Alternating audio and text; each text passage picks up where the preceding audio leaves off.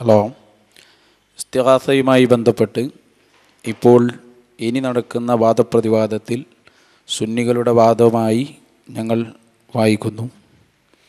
എങ്ങനെ സഹായം കിട്ടുന്നു എന്ന് അറിയാതെയുള്ള സഹായം അഭൗതികമാണെന്നും അതിനാൽ അത് ശിർക്കുമാണെന്നുള്ള പഴയ വാദത്തിൽ നിന്ന് മുജാഹിദുകൾ പിന്മാറി.